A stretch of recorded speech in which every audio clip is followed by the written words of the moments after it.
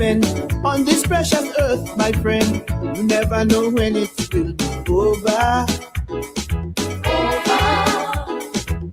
Every day you live to see, give praise to the Almighty. You never know when He call your number. Hey, if you see a man fall down, pick him up from off the ground. Remember that man could be your brother. Yes, you might fall down someday. Someone else might be right there to hand you a precious glass of water. I said to live nice with your neighbor. Live nice. Live nice. I said to live nice with your sister. Live nice. Live nice. Cause remember, naked we come, naked we go. We here today, gone tomorrow. Swallow your pride, put it aside, and live nice. Live nice. Live nice. Live nice. I said to live nice.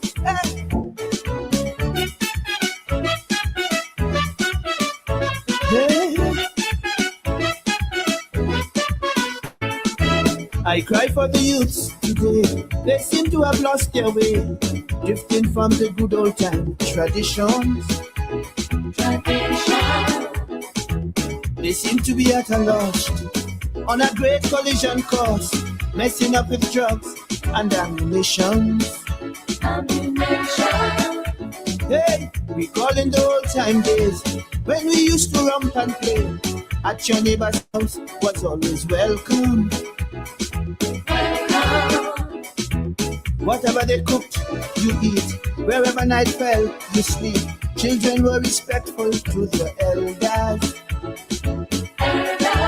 I said to live nice with your neighbor. Live nice. Live nice. I said to live nice with your brother. Live nice. Live nice. Cause remember, naked we come, naked we go. We here today, gone tomorrow. Swallow your pride, put it aside, and live nice. Live nice. Live nice. I said to live nice. Just live nice. Yeah.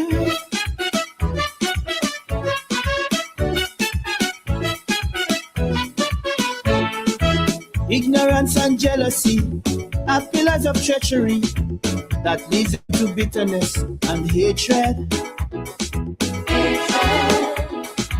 The longer you remain vexed, you never know what comes next. You might do something that's not so sacred.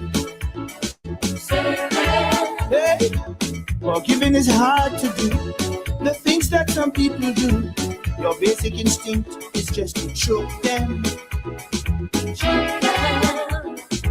But anger is poisonous.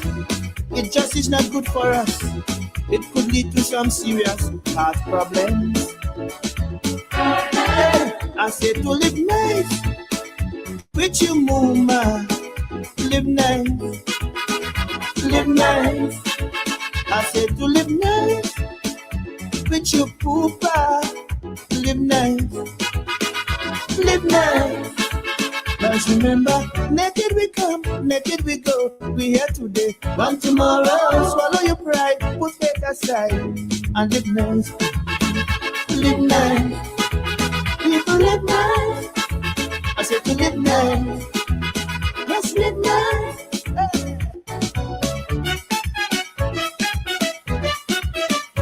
Hey.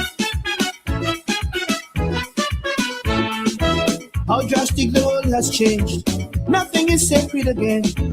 Disrespect is now the new world order. Mr. Dollar Bill is king. Some men will do anything. Once the price is right, they'll sell their mother. Hey. Yet all is not lost, I say. If we take one step a day, we could make a little reparation. Nothing is impossible Oh God, we need a miracle. Got to find this missing generation. I said to live nice with your neighbor. Live nice, live nice. I said to live nice with your daughter. Live nice, live nice. Cause remember, naked we come, naked we go. We here today, gone tomorrow. Swallow your pride, put hate aside, and live nice. Live nice, live nice. Say to live nice. You have lost your way, drifting from the good old time traditions. They seem to be at a loss on a great collision course, messing up with drugs and ammunition. Hey, we call in the old time days when we used to romp and play. At my neighbor's house was always welcome. Whatever they cooked, you eat. Wherever night fell, you sleep. Children were respectful to their elders. I said to live nice with your neighbor. Live nice, live nice. I said to live nice with your brother. Live nice, live nice. Cause remember, naked we come, naked we go. We here today, gone tomorrow. Swallow your pride, put it aside, and live nice, live nice, live nice. I said to live nice, just live nice. Yeah.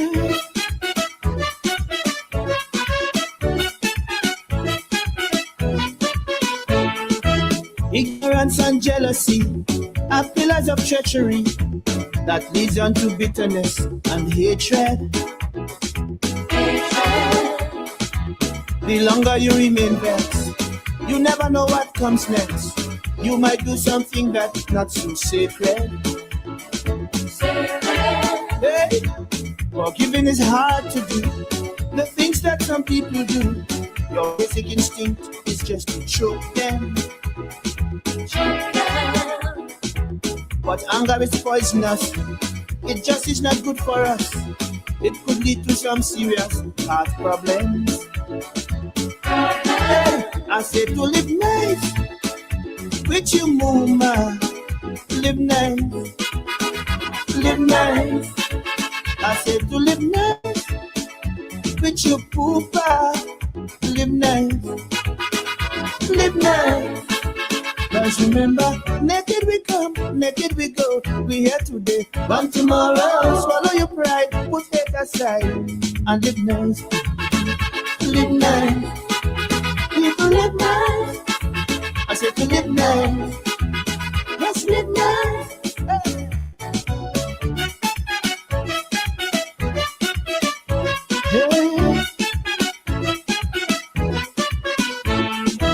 How drastic the world has changed. Nothing is sacred again. Disrespect is now the new world order.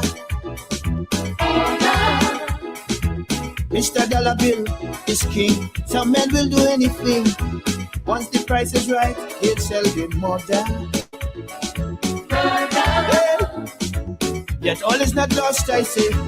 If we take one step a day, we could make a little reparation. Nothing is impossible. Oh God, we need a miracle.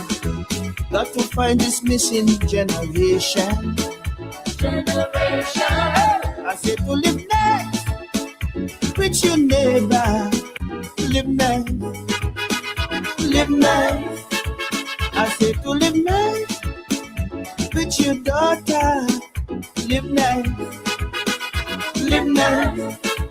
Cause remember, naked we come, naked we go. We here today, gone tomorrow. Swallow your pride, put it aside, and live nice, live nice, live nice.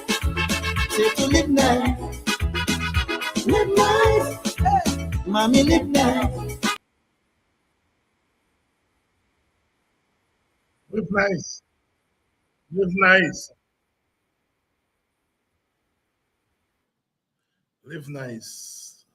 The Roots Man, one of the unheralded voice of our calypso tradition. Live nice.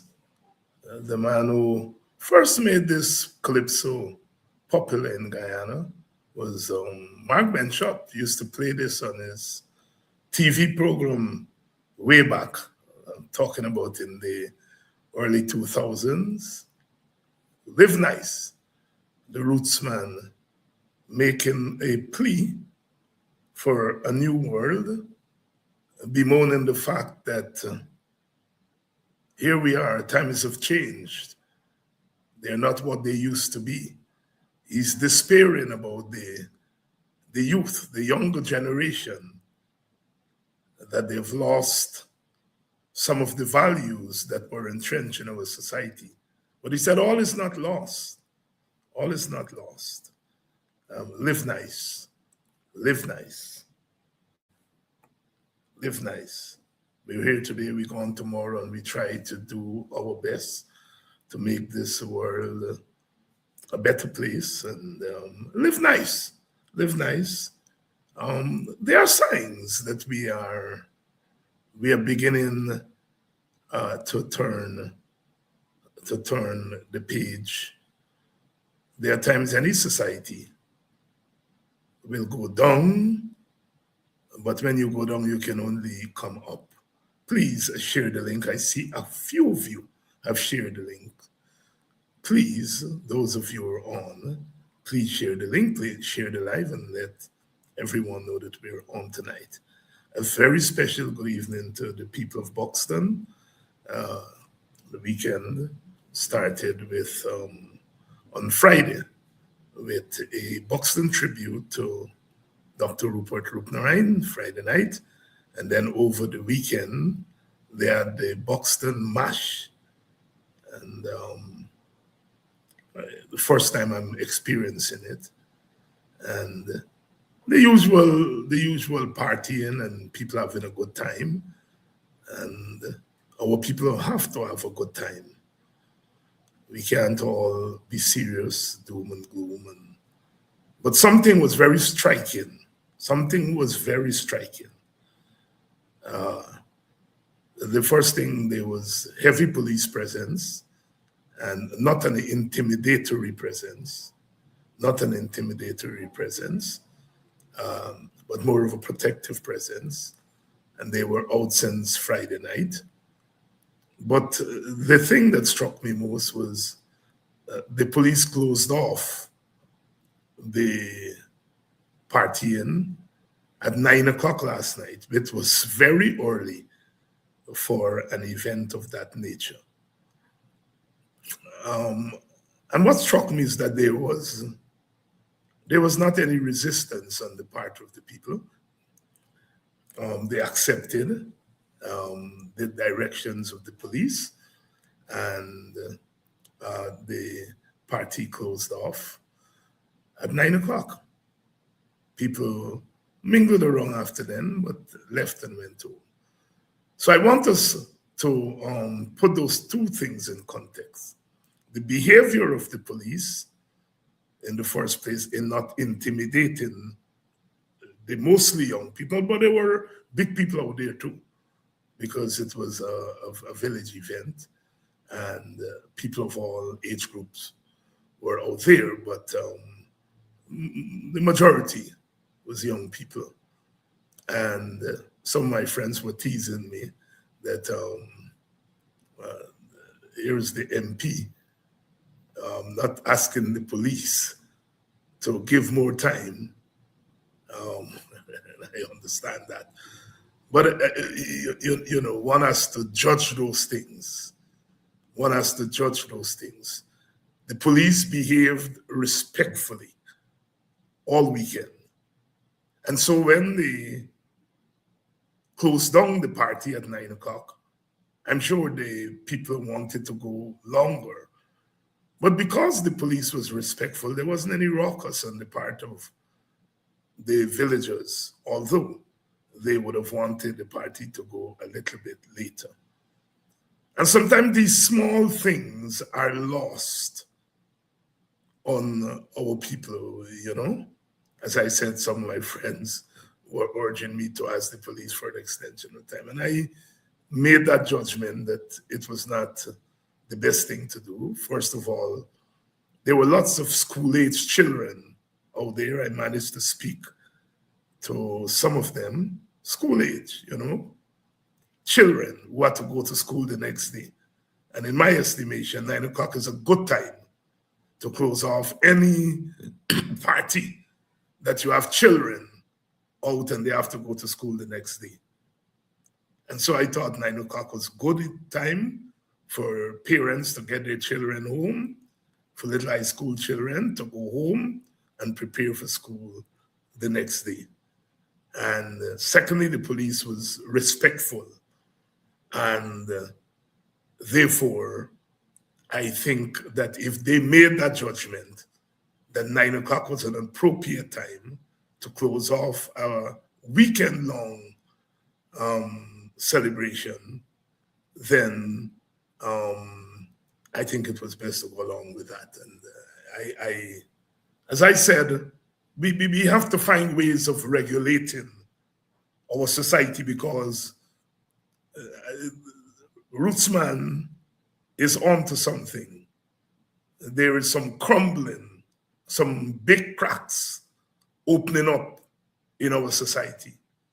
And we don't have a government that is prepared to deal with the social problems, the social implications, the social consequences of where our society is going. And so therefore, when government does not do its job, then the people have to find ways of regulating themselves. We have had problems in the communities when these big events, there have been gunshots, and in some instances, people have been injured and so forth. I think for the most part, I didn't hear too much gunshots this weekend. It may have been, I think there was a Saturday night event, the Juve. They had at the front of the village, the front side, out of the ball ground, and I didn't make it out there. So I can't vouch for what went on there. But the events at the line top where I live, there weren't any gunshots. And again, I say sometimes as political activists and political observers, you have to look for these small, sometimes intangible things as signs as to where our society is going, where our communities are going. And so I think it was a good example on both sides. On the side of the police, and I don't always, we don't always commend the police, but I have to commend the police for behaving in a respectful manner, not taunting the residents as happened in the past. Was teasing some of the police, men and women, so you can take a dance. Some of them, most of them said, well, Dr. Hines, we can't dance on the job. Some of them did shake a leg and so on. But it's always good when the law enforcement body is in communication with the community. After all, most of the policemen and women out there were of African descent, and the vast majority of the revelers were of African descent. There were some East Indians in the crowd. Some of them are famous. They won't consider themselves East Indians, or even if they consider themselves East Indian, they consider themselves Buxtonians. So they frequent the village very often. But there were others who were visiting the village for the first time. And it was good to see that kind of display on the part of the police, non-confrontational. And that makes it easy when it comes to regulation. That when the police felt it was time to close down, there was not any resistance on the part of the people. And we have to congratulate ourselves. We have to congratulate ourselves when things like that happen. Of course, people were free to stay on. Some of us stayed on well beyond 9 o'clock, and but the big music closed down and the children were off the streets, the older people were gone, and so forth. And I think that's the way it should be. We don't want to keep our little children, our young school-age children, late at night when they have to go to school the next morning. I feel very strongly about that, very strongly about that. And so to those of my friends who were urging me to beg the police for extra time, I beg to differ. I felt that that was not the time. Last night was not the time for that, and so I think we should give ourselves a pat on the shoulder. That we, in the words of Rootsman, live nice, live nice, live nice. 90% of the force are of African descent, 90% of them African descent. In these communities that are predominantly African, we have seen too much of confrontation between police and community. And as I said, I don't think we have a government that mind that. I think they in an obscene way, I think this government doesn't mind Black people fighting Black people, Black police shooting down Black men and women, and you're having confrontation. So they relish that permanent confrontation between the police and the community. And we have to stop it ourselves. We have to stop it. And it has to be done on both sides. The police, men and women, have to recognize that it is those communities that they have to go back to at night to sleep. The children have to go to school in those communities. They have to go to church in those communities. And so the relationship between the police and the community must improve. We know that the relationship between the police and the East Indian communities are better because the police, understandably, they figure that, well, look, the regime in power is largely supported by East Indians, and if they were to behave in a bad way in the East Indian communities, that they would be punished. And so by default, East Indian communities do not feel the same kind of battering from the police that Amerindian communities, and especially Black communities, face. And so it is up to the Black community to regulate that relationship between police and community. The government is not going to do it. The government likes when the police and the Black community are at war with each other.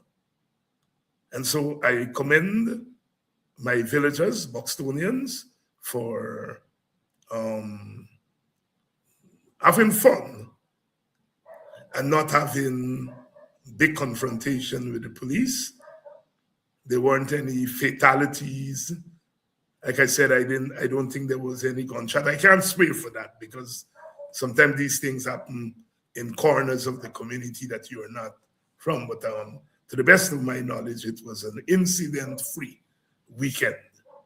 And here is what we want. This is what we want to see in all of our communities. In all of our communities. that we have fun without violence and the kind of tragedy that has been present whenever we've had these events.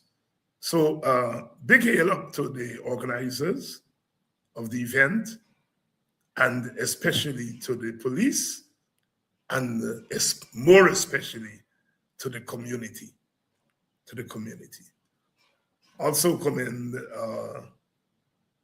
the community for the tribute to Dr. Rupert Roopnaraine on Friday. We had a good get together, and people from outside of the village came into the village and paid our tribute to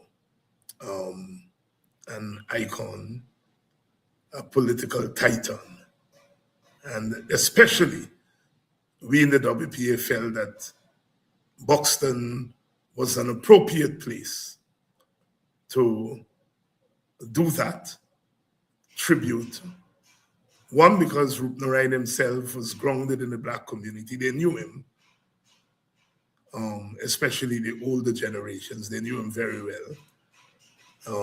As they said at the tribute, the night of reflection, that he was a Bucks man. Dr. Eiffel read excerpts from a short story, Black Man Coolie, and he had written, Dr. Eiffel is a folk poet, a folk writer, and we have always in the communities, always had Indians who lived in the communities and felt at home in the African communities. And our community in Buxton was never short of the so-called Black Man Coolie, that is Indian Guyanese who feel comfortable in the community and escape the wrath, the racial wrath that we have seen in our village. And so Dr. Eiffel read part of that short story that he had written, and how appropriate, because Roopnaraine falls into that category of quote-unquote Black Man Coolie. That's an Indian, East Indian, who feels comfortable among Black people, but more than that, an East Indian who respected the Black community. As I said, there's so much you can say about Rupert Roopnaraine. Some flattering things, some unflattering things. But the one thing, as I said, for me, that stands above all else was that I, as an African, felt that Rupert respected me as an African and that he respected African people. And that was enough for me. Thanks to the PPP's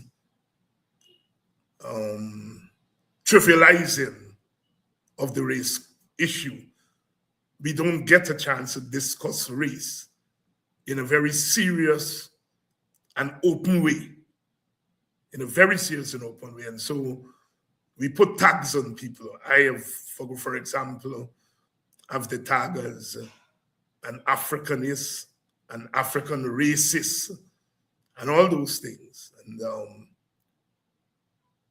a pundit met me at a very prominent place and said to me, you know, Dr. Hines, you love your people. And I respect you tremendously because you love your people. I don't think you can love other people if you don't love your people. And this is a member of, I'm sure he's sympathetic to the PPP. I didn't ask his political affiliation, but I assumed then. He said, forget about all the thing about racism and so on. He said, as Hindus, we respect our people, we love our people. And so therefore there's an appreciation when someone loves their own people. And whether he meant it or he didn't mean it, it was immaterial to me. What is important is that he uttered it. And I know it's very difficult to utter those things in public, But at some point, we have to have an honest conversation about self-love, to use a concept, a term made popular around Marcus Messiah Garvey, who part of his philosophy was self-love. That if you don't love yourself as a racial group, nobody else will love you. It starts with self-love. And I think other leaders along the way have picked up that philosophy of self-love. And I myself, in my repertoire, have sought to use it. Self-love does not mean hatred of the other. In fact, because you love yourself, it becomes even more difficult to hate others. That has been my personal experience. It has been my experience of studying the concept of race and ethnicity. The more you love yourself, the more you love your group, the more difficult it becomes to hate the other group. This is the irony of when people refer to people like myself as racist. What they don't know is because of our love for our group, it becomes difficult to hate another group because you're guided by love. That is what Bob Marley meant by one love. You know, that you begin with love for self, love for own, and that love will be projected to others. If you begin by believing that your race is superior, that's when you begin to hate each other. That's when you begin to hate the other group. Because if you start by saying, my group is superior, then logically, you believe the other group is inferior and you wouldn't like them. But if you begin by loving your group, loving their virtues, loving their contributions, at times being self-critical, but always lifting up your group, then it becomes easy to lift up another group. And that is why the death of Dr. Roopnarine became emotional for me. Emotional for me. Because this is somebody who I loved. Somebody who was an example to me and to others. Someone who I felt comfortable sharing secrets with. And I'm not talking here about personal secrets, but engaging in political action in times of danger with. When you're facing danger or you're going into a dangerous environment, you are trusting the people who are next to you. You're trusting, you have to trust them. Because your life is in your hand, but it's in the collective hand. And you have to respect people if you're going to trust them. And as some people have been remarking this past week, they were not aware of the contributions of WPA people. Many of them, got to know Roopnarine when he became a parliamentarian in 2011. That was not the first time, by the way, that he went into parliament. He was a parliamentarian since 1995. He got one seat in 1992, and Clive Thomas and Rupert Roopnarine shared that seat. So he had gone into parliament before, representing the WPA. But the younger generation was knowing of Dr. Roopnarine, the Minister of Education. And many of them, very political people, are not aware of his own contributions that preceded the last 15 years, 20 years. And you know, I mean, the WPA is not the same kind of political force that it was 20 years, 30 years ago. All parties go through that. I sometimes smile and joke with my PNC friends, you know, who are now smarting at the fact that the PNC is now being reduced to a third party. And if you told them that, they would not, nobody would have believed that would ever happen. And I appreciate that supporters of the PNC have to deal with that reality. And it's not easy. It's not easy being a third party. A lot of my PNC friends are saying they're done, me done, me done, black people mess up, me done. And I smile sometimes because I said, I have belonged to a third party all my life.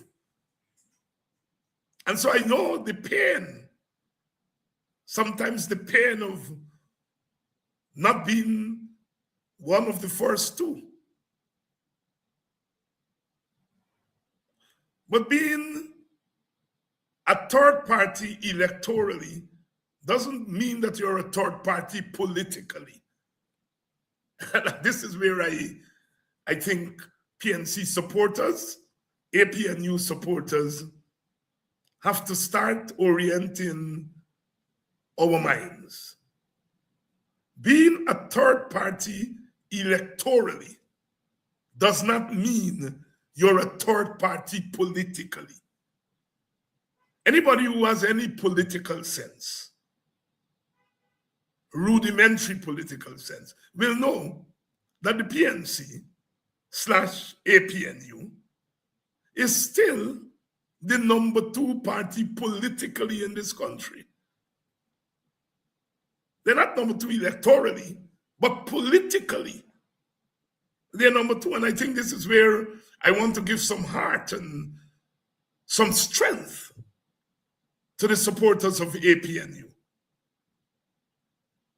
And who better to do it than people like myself? Because we are accustomed to being electorally a third party. PNC people, some of them would, you know, taunt us. What WPA bring to the table? What them little party this? Well, the PNC has now become a little party, electorally, because it brings third. But it's not a little party politically. And what do I mean when I say politically?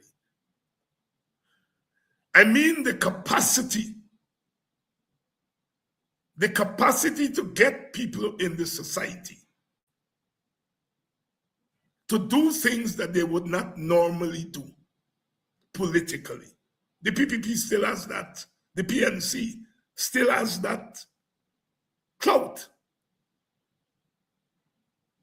The PPP is going to, when it's making policy, when it's making decisions, it will take into consideration what the PNC/APNU will say or do before the other parties, including the number 2 party. The PNC has roots, R-O-O-T-S, in the communities. And so therefore, it has roots, R-O-U-T-E-S, that newer political parties don't have.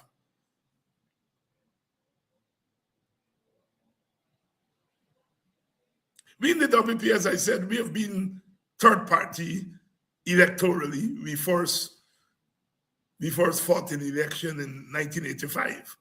So we are a relatively new electoral force, but we existed prior to that. And at one time in the 1970s and the 1980s, we became the second party in the country, political-wise, not electoral. But there was a time in the 1970s and the 1980s, when the East Indian masses had lost confidence in the PPP to stand up and fight against the excesses of the time. And they looked to the WPA. It was a time when African dissidents, meaning those who were uncomfortable with the PNC, turned to the WPA. We became the second party during the 1970s and the 1980s, and that is a fact. Those who do political analysis don't always make that analysis. When they think about parties, they only think about electoral.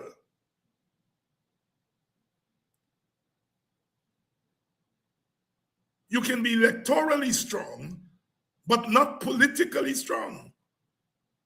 And you can be politically strong, but not electorally strong. And so between the mid-1970s, early 1970s, the decade of the 1970s, the decade of the 80s, the WPA was the #2 party. It had eclipsed the PPP. But when elections came in 1992, the PPP came out as a stronger electoral party than the WPA.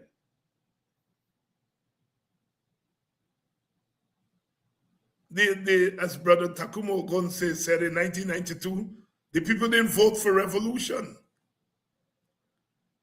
They joined the WPA to make revolution in the 1970s and 80s.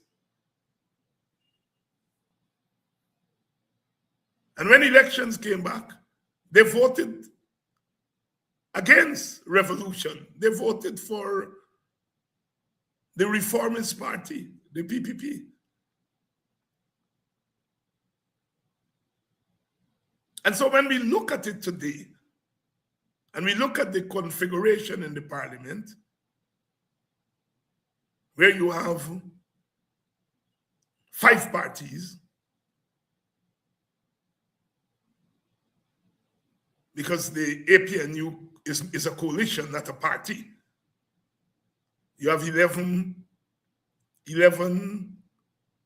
and not 11, technically what in the APNU, what you have are 8 PNC, 2 AFC, because Joretta and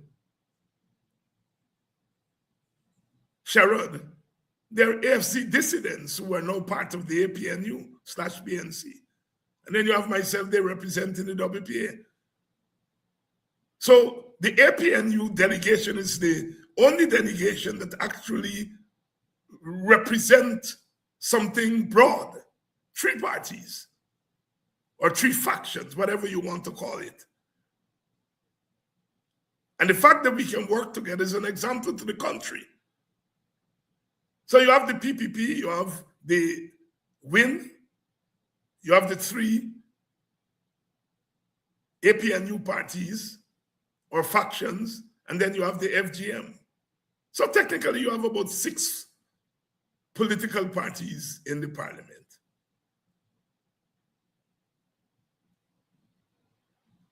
But that does not mean that the PNC is no longer strong. I hear people say all kinds of things. You know, the PNC has to rebuild. Oh, it's easy.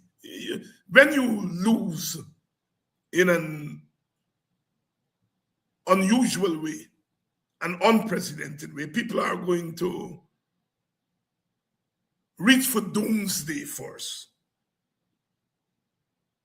And I think a lot of PNC people have reached for doomsday. The other side, in public, is going to reach for doomsday. You heard them in the parliament, and that's why you're there. And the next election, you're going to have 0. You have 12, 11 now, 12 now. You're going to have 0. That's political rhetoric. And when you, the supporters of APNU, fall for that, then you go correcting a sickness that doesn't exist. Every now and again, in every society, people buck the status quo. They buck the system. A lot of people forget in 1992, Ross Perot, a businessman, no political experience, came from nowhere, and won 20% of the popular votes in America. He ran again in 96, and he got about 8 or 9%. But in 1992, he peaked. Bill Clinton did not win in 1992 with a majority. He won with a minority of the popular vote. And if America had the system of proportional representation, Ross Perot would have won about 60 electoral college votes.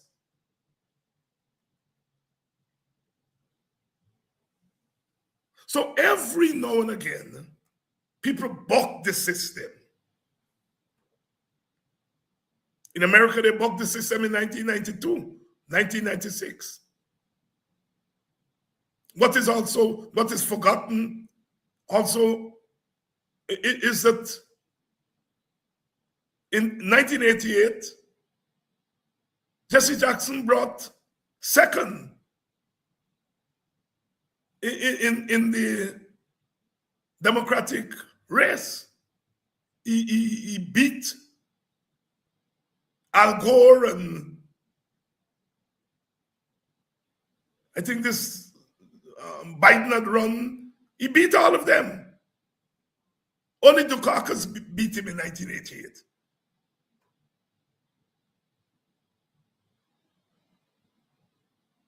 So every now and again, in any society, the voters buck the system.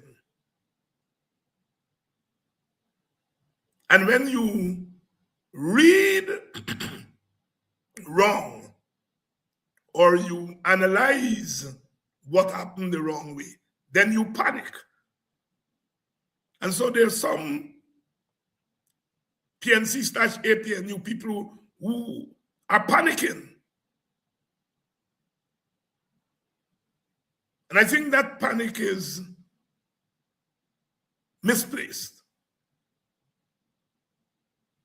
There is a known fact, and the known fact is that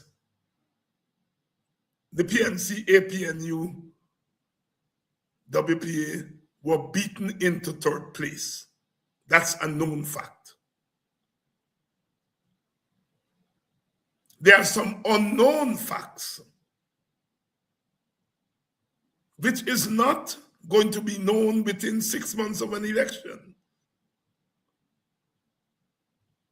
You can't go in people's head and know what motivated them to vote in unusual ways. It takes time to deconstruct what happened. And so some people have read the death of APNU, the death of PNC. It is also same people who read the death of WPA. They said when Rodney died, the WPA died.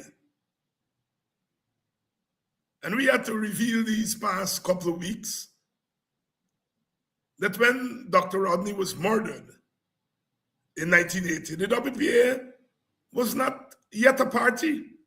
We were a party in name only. We were more of a pressure group. We didn't have party groups up and down the country. We had never held a party congress or members conference. Never. The circumstances didn't allow us to do that because we were always on the run.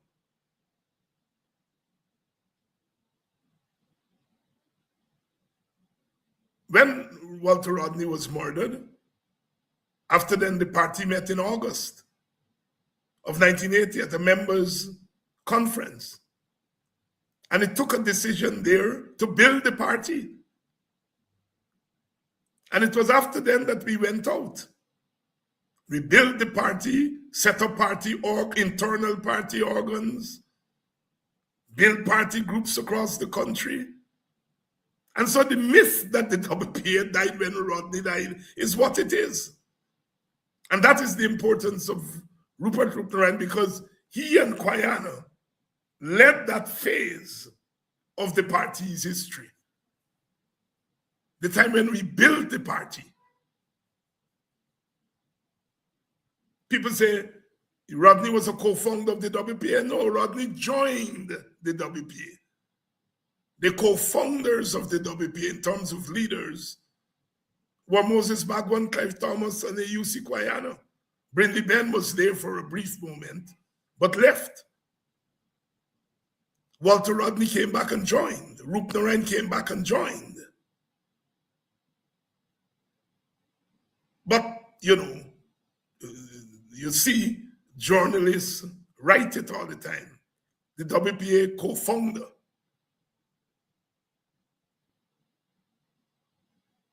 Rodney came back and he became, in a collective leadership, the one who was anointed by the people as the leader of the WPA. Internally, he was a co-leader. Among the masses, he was the leader. But when you're writing history or writing anything, you take the easy way. People repeat what is easy to repeat. Walter Rodney, who was the most popular leader, he was a co-founder of the WPA, full stop. He was the most powerful leader, full stop. It follows, therefore, when he died, the party died. When he died, the party actually got stronger. What the truth is that when Rodney died, when Rodney was killed, the revolution that we were fighting took a blow. It's a revolution that took the blow. Because he was seen as the numero uno, the number one revolutionary.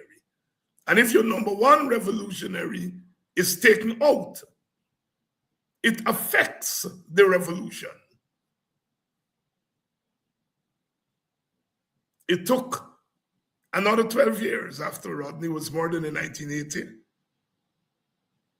It was not until 1992 that we got the PNC to agree to an electoral opening. I call it an electoral opening. PPP usually said the return of free and fair elections. But we know that's nonsense, because as soon as the PPP came into power, they started to rig elections. But we had a new opening in 1992. One could argue that Rodney was Rodney not murdered in 1980? That opening may have come earlier. So it was a revolution that was set back, not the party. And so I'm arguing the APNU/PNC WPA at the 2025 election got a big setback. But it doesn't mean that the coalition is weakened in a sense that people are making it out to be. The government still knows that when you go into the communities, it's the PNC that call the shots. They know that. They know it's the APNU that call the shots. So momentary setback, third parties. In our post-independence experience, we had a united force in 1961. It got, I think, 7, 8 seats. 1964. It got enough votes to join with the PNC to oust the PPP. By the turn of the 1970s, the United Force was no longer an electoral force, for whatever reason. Entered the WPA in the 70s. And for the 70s and the 80s, WPA was the third party. As I said, it may have become the second party.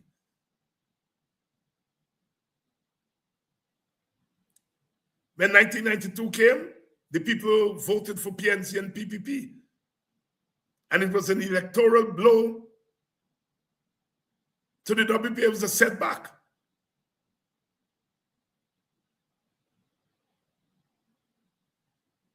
"20 years later, 15 years later, the AFC emerged.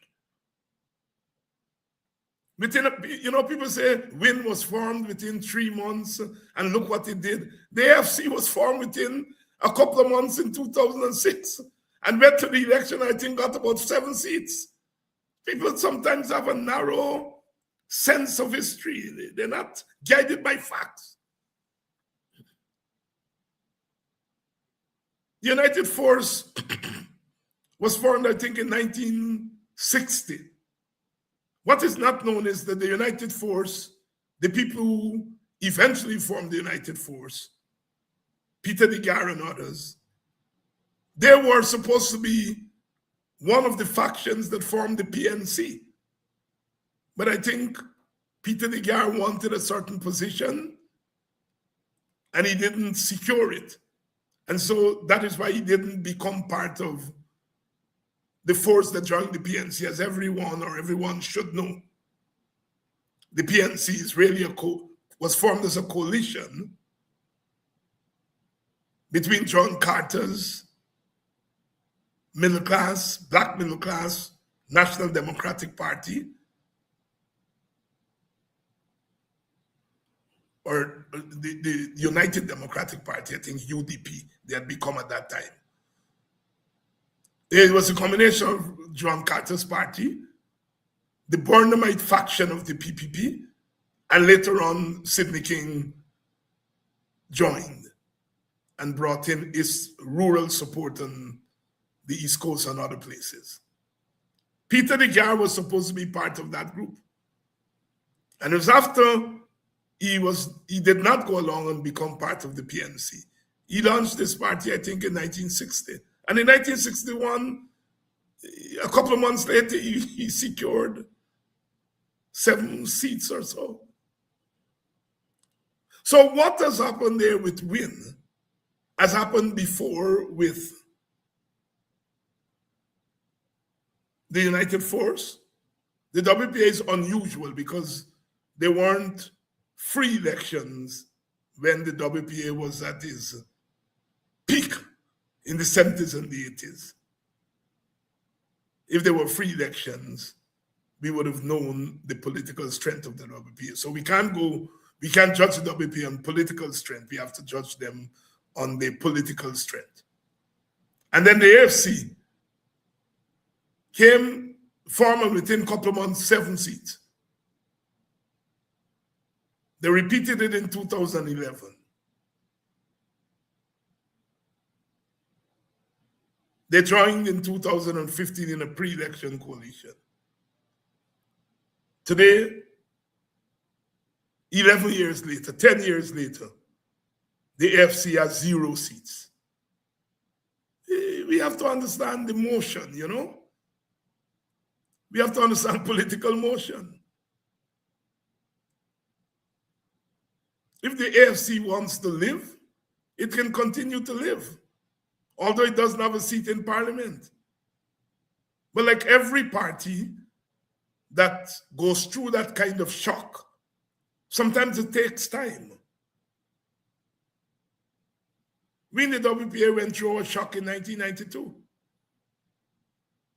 The people who voted for us we got 1/3 of the vote in Buxton, and then the Amerindian people, Region 8 and Region 9. That is how we were able to get into parliament. But we continued, and we have continued to this day Because if you're a party that came in to fight election, when you're devastated at an election, you go home, you pack up and you go home. We saw many parties did that in our history. There's so many parties that came into being and they pack up and gone. The PPP has been there from 1950, 76 years, the PPP, the PNC from, whether you call it 55 or 57. They have been there for 70, 71 years. The WPA came in as a pressure group in 74. So we have been there for 52 years. And if the AFC want to remain a party, they can remain a party. It's not an accident that it's the PPP, the PNC, and the WPA that have survived. WPA has survived in small form, but it's not an accident. Because the PPP and the PNC came out of the anti-colonial struggle, the decolonization struggle. They came out, those are parties that were born out of a political environment. And so they weren't born as electoral parties. The PPP and PNC were products of a historical moment in our history. And the WPA is also a product, not of the decolonization. The PPP and the PNC were products of the decolonization. That is the transition from colonialism to independence. After independence, there were radical questions being asked about the society. Questions of equality, social equality. Do we continue the electoral, the colonial order, or do we break it down completely? Do we align with the West or the East? Black people looked and saw independence had come, but Black people could not work in banks. Questions were being asked. And the questions were being asked of the post-colonial order that was presided over by the PPP and the PNC. And out of that environment came WPA. So these parties are products of historical moments. So that is why they live on. There are other parties that were formed to fight elections. So you fight the election, you don't do well, and you go. The PPP, PNC, and WPA were not formed as electoral parties. They were political parties arising out of political moments and political necessity. The AFC really arose at a time when people became frustrated. African Guyanese became frustrated that the PNC was not militant enough. And so some of them broke away and went to the AFC. The AFC started forth as an African grounded party.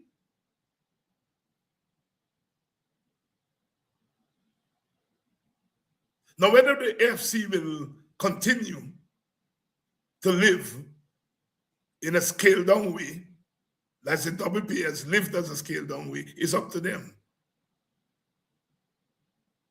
Up to them. But in our history, there have been three parties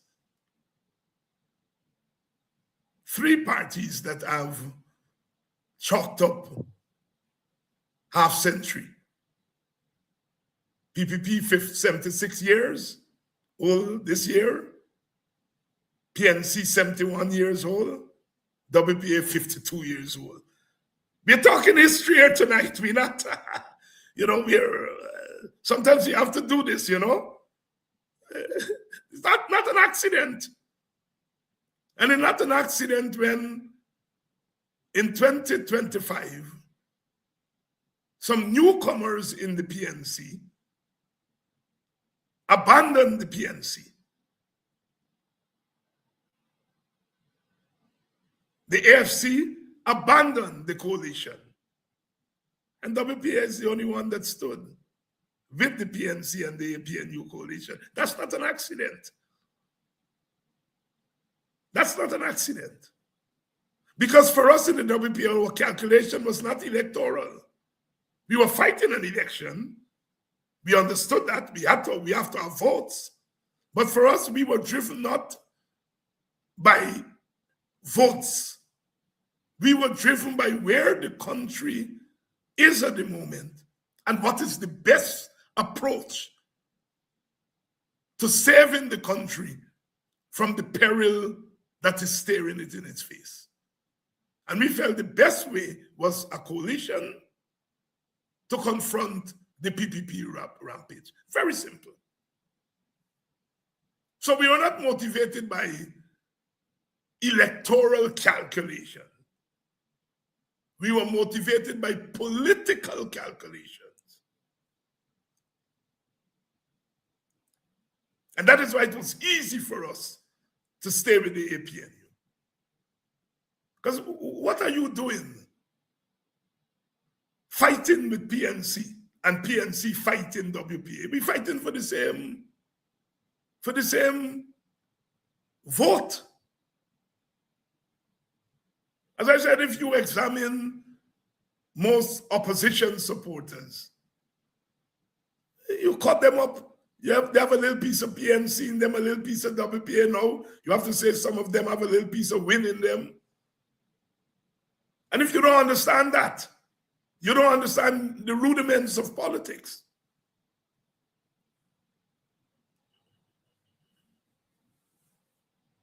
So I think as we try to make sense of the present, we have to do so guided by history, but also guided by the reality. People took a certain attitude at the ballot box, meaning PNC / African Guyanese / opposition supporters. Some of them took an attitude of rebellion against the entrenched party. And they expressed that rebellion by some of them gave their votes to a new party. Some of them stayed home, and some of them showed bravery and came out and voted for the APNU.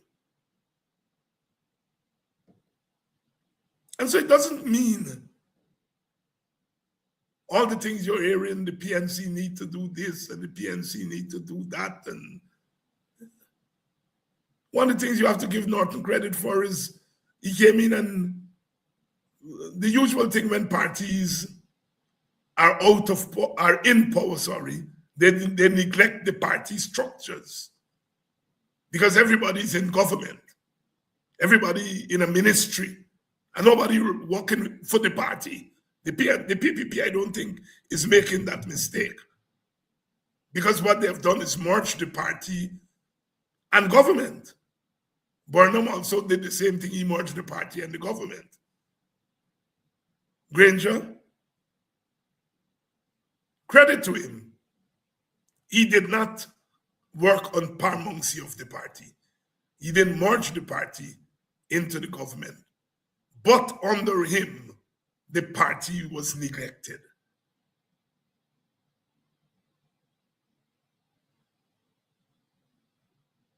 And when Norton took over the leadership, he rebuilt the party. He had no choice. There was no government now. You're out of government. All you're left with is the party. And so Norton rebuilt the party. I hear people talk about the PNC need rebuilding. I'm glad if the WPA can get 1/10 of the rebuilding of the PNC. That man rebuilt the PNC. Not to its optimum. There's I'm sure there's still space. And so now, having been beaten electorally, people said you have to rebuild the party.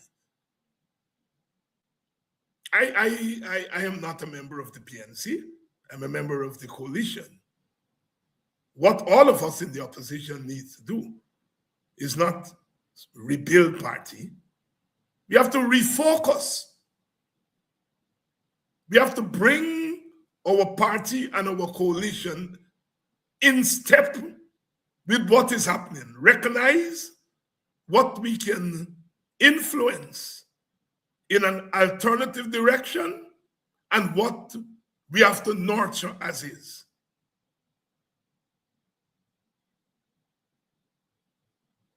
That is what we have to do, refocus. The fact that we didn't see a substantial part of our base drifting to a new party meant that we didn't have our eyes focused totally on the ball. And I think that's what, as opposition leaders, we have to do, is to refocus the coalition. Not rebuild. You can rebuild in parties, going out and forming party groups, but having done that, having formed party groups, what now?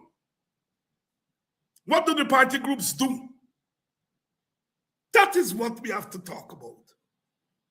How do we communicate with this new generation of young people who are being socialized in a new and different environment, partly hostile, but partly driven by technology?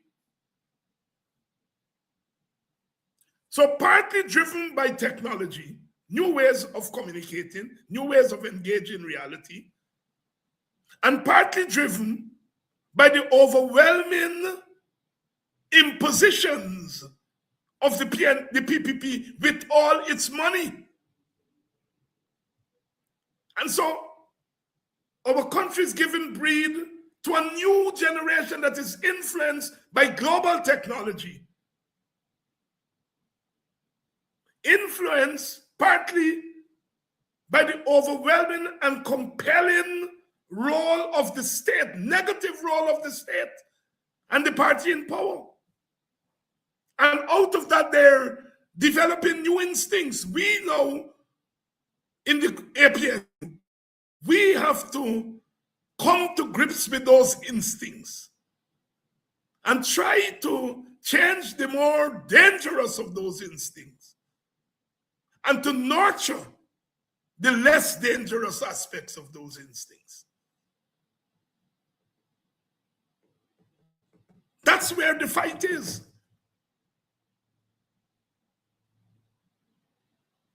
That's where the fight is. I think we didn't convince our support base that we were prepared to fight. And that's a very crucial aspect of what has happened. They didn't think that we were fighters. The other day at the funeral, Sister Jocelyn Dow remarked that myself and Brother Takumo Ogunse spent time in jail. And there were young leaders there who didn't know that.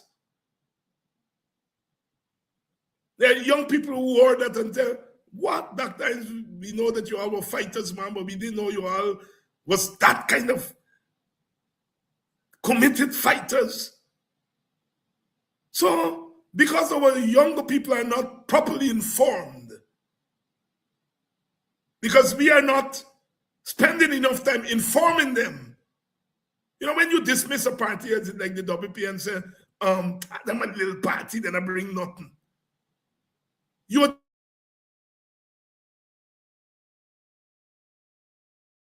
dismissing the party, but you're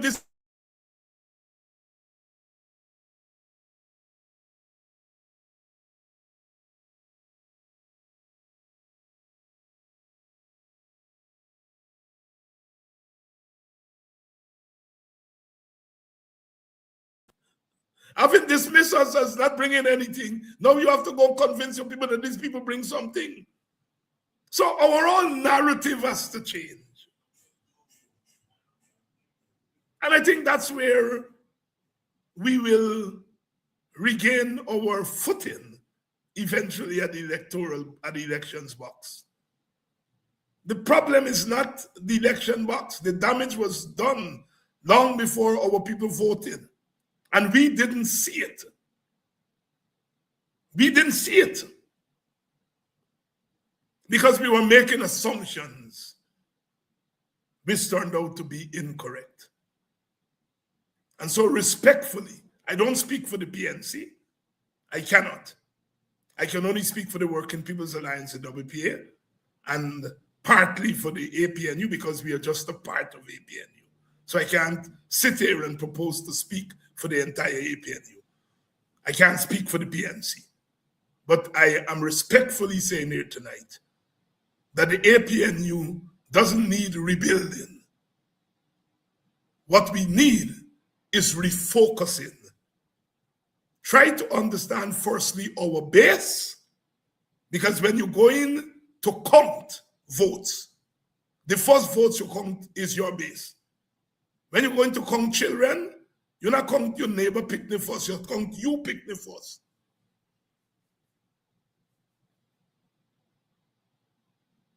And so we have to refocus. We have to understand what is driving our base, especially the younger people. And we don't have to agree, like I said, with all of the instincts that are there among them. But we have to understand what those instincts are.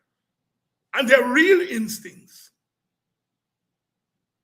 So, sisters and brothers, we have that kind of work to do. And I think we are beginning to do that work.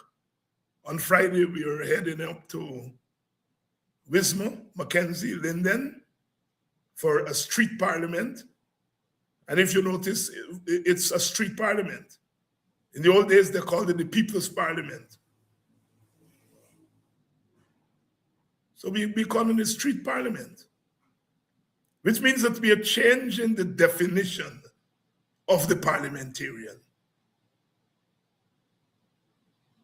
To extend that definition beyond sitting in parliament. In any case, they're not calling parliament very often. And so we have to redefine the scope and the mandate of the parliamentarian. And that is what we've begun to do with these street parliaments. We'll talk more about this upcoming street parliament in Linden on during the course of the week. But suffice to say that the street parliament is going to be in Linden on Friday. And we'll talk more of that during the week. I love you all, always. We can only be doing what we're doing here when you compel us to do it. A big shout out to the University of Guyana for honoring Professor Clive Thomas on Friday. Professor Thomas turned 90 last month, and even as we were sending home Dr. Rupert Rupnarayan at 83, we are still honoring Professor Thomas at 90. God spare life. Guyana would turn 101 in a couple of weeks. And we're hoping he can stretch it way beyond the century and remain with us.